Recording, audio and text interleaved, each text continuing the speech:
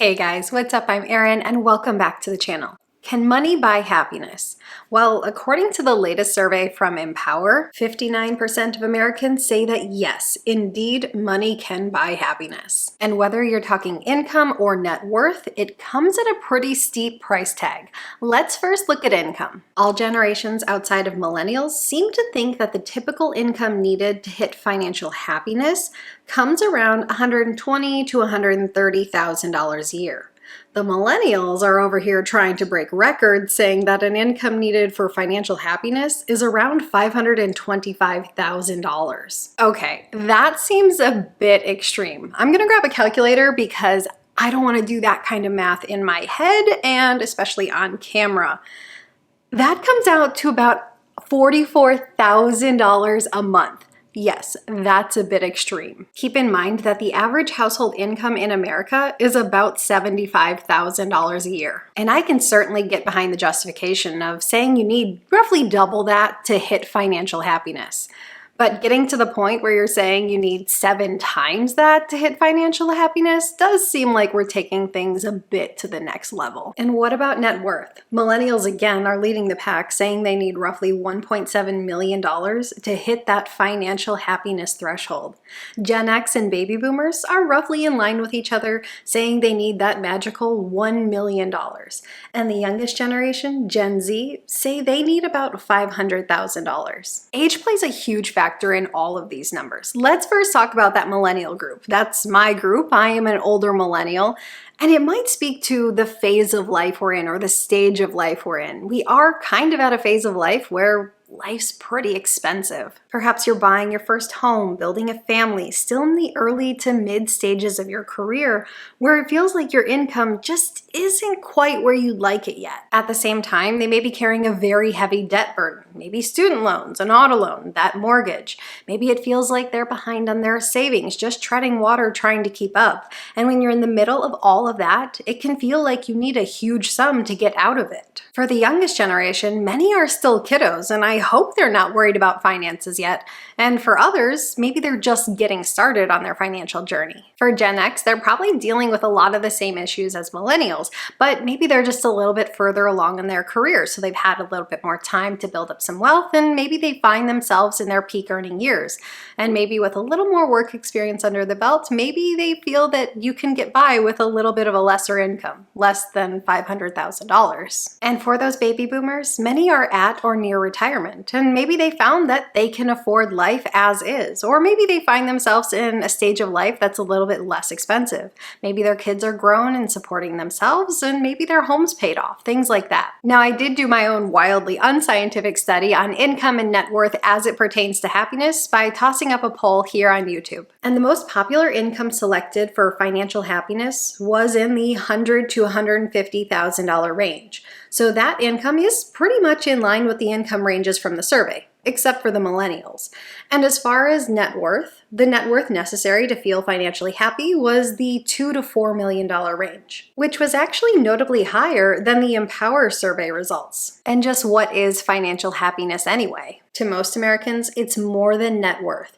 Empower's new research explores the state of happiness in life, work, and play to find out what it really takes, the experiences, the money talks, the planning and investments to be financially happy in your working years and beyond. And I don't know about you, but that concept still seems a little fuzzy to me. I think it's a fine term. It's just when I hear it, I'm still more inclined to think about financial freedom or financial independence. So I don't really think there's too much of a differentiating factor between financial happiness and financial freedom. And I think the survey respondents felt the same way, because they said the first word that comes to mind when people think about financial happiness is freedom, followed by security and relief. Now, I know the answer to the question, can money buy happiness, is supposed to be no, right?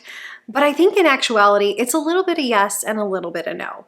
Can money itself buy you happiness? Probably not. But I think it comes down to correlation and causation. Money empowers you to do things. You can spend money in ways that bring you happiness. For instance, money can allow you to book a weekend getaway with your significant other, where you end up making memories that last a lifetime. And certainly a lack of money can cause stress and reduce your overall happiness. So if we accept that money can be related to happiness, even if it doesn't directly translate to happiness, how can we best use our money to increase our happiness, or our ROH, our return on happiness? Quite simply, 71% believe more money would solve most of their problems. Survey respondents were asked about various dollar amounts, and getting an influx one time of say $5,000, $15,000, or $25,000, and how this would impact their overall quality of life and their happiness levels. And most survey respondents thought that this would increase their happiness for an extended duration.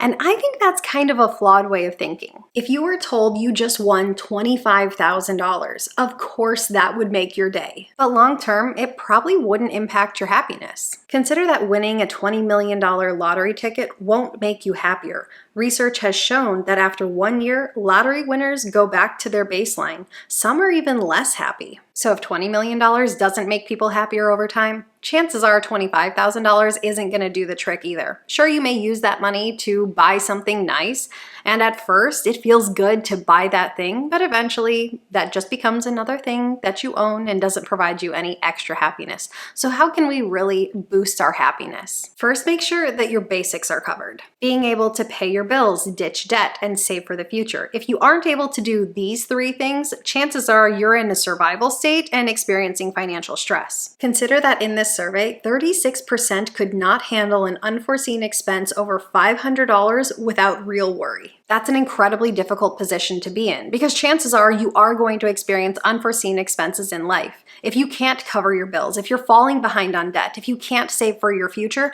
this is the area you need to address first. And you generally do it by reducing your expenses and finding ways to boost your income. Next, the very best thing you can do to increase your financial happiness is to create a detailed financial plan.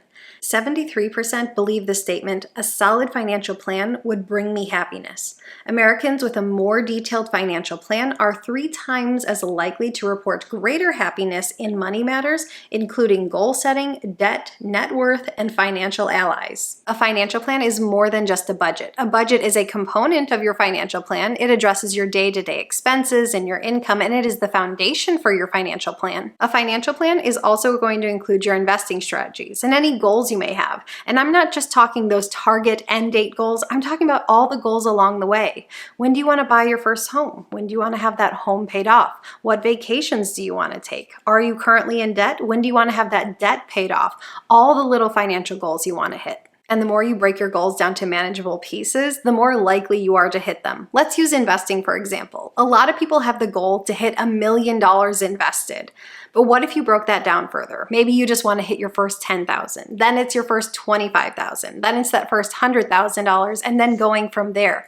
That keeps you motivated on the journey. You know that old saying that it's not the destination, it's the journey? Well, it's the same with financial happiness. It turns out financial happiness comes from hitting big goals, but also being able to afford little luxuries along the way. 62% of millennials say they're willing to spend $7 on a daily coffee because of the joy it brings. And maybe that's not you. Maybe you don't like coffee, although I don't know who doesn't like coffee. It's delicious. But we all know it's not about the coffee. It's about being able to treat yourself, being able to buy something in the here and now, feeling like you have the freedom to spend as you see fit, enjoying the little luxuries. 87% say they will know they've reached it when they don't have to rely on anyone else financially. Being able to stand on your own 2 feet and not depend on anybody else is an incredible feeling. I feel like you get your first taste of it when you get your first career and your paycheck covers all of your expenses. But then it really hits if you can hit financial freedom and you've built up enough assets to cover whatever life throws at your way. And that's why I'm such a huge proponent for financial independence. 87% say they will know they've reached it when they can withstand unexpected financial expenses. Basically having the ability to bounce back from an unexpected expense. The other day, our washer broke, and immediately I thought, I don't want to have to buy another washer and dryer. But I turned to my husband and I said, luckily, we are in a position where this is just an inconvenience and not a catastrophe. Study after study shows that being able to be generous and help others or causes you care about will bring you more joy than simply having more money. And in the same vein, being grateful for what you already have. Now, I know these sound cliche and nonsensical, but they aren't. They really are the foundation for happiness. If you're upset, listen to the language you're using. You might be saying things like, I can't believe this happened, or why don't I get to do that, or why can't I buy that, or whatever. Try asking yourself a different question. Try saying, how good is that? Focusing on the good instead of the bad goes a long way to boosting your happiness, focusing on what is going right rather than what is going wrong. I learned this from Tony Robbins. He was describing a situation in which 3 businessmen each lost millions of dollars. One said he was enraged, one was furious, and the third was peeved. Think about the emotion behind each of those words.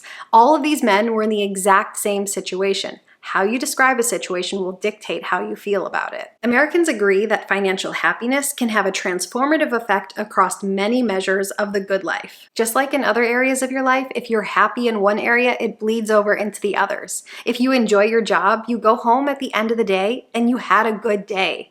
If you have fulfilling relationships, you feel good. If you go to the gym and work out, you feel healthier. That too makes you feel better throughout the day. On the flip side, if you're unhappy in one area, that bleeds into other areas. 63% of Americans rank getting good money advice as a key determinant to financial happiness. 52% know what their financial goal is, but feel they don't know how to get there. And unfortunately, 43% feel that access to advice is beyond their reach because of cost. The good news is that most of your finances you can DIY, following the basic tenets of living within your means, setting aside a small portion for the future. That's going to get you halfway there. The next step is just about getting invested. There are loads of free resources. Your library has dozens of books on personal finance. There's wonderful channels here on YouTube. There's podcasts by experienced professionals. Getting help with your finances doesn't have to come with a hefty price tag. It really just comes down to getting started, seeking a little bit of help along the way, and making sure to employ common sense along the way. Then years down the road, once you've built up some wealth, maybe you want to meet with a professional and make sure that you're on track to meet your ultimate goals. But in the beginning, you absolutely do not need to be working with a professional. And I've always liked the saying that no one will care more about your money than you do, so it's best that you learn how to manage it yourself. What do you think the biggest components of financial happiness are? Leave your answer in a comment down below. I post new videos every single week. If you got anything at all out of this one, please give it a like. If you're new here, please consider subscribing, or if you know of someone who might get something out of this type of content, please consider sharing. I'll see you soon. Bye.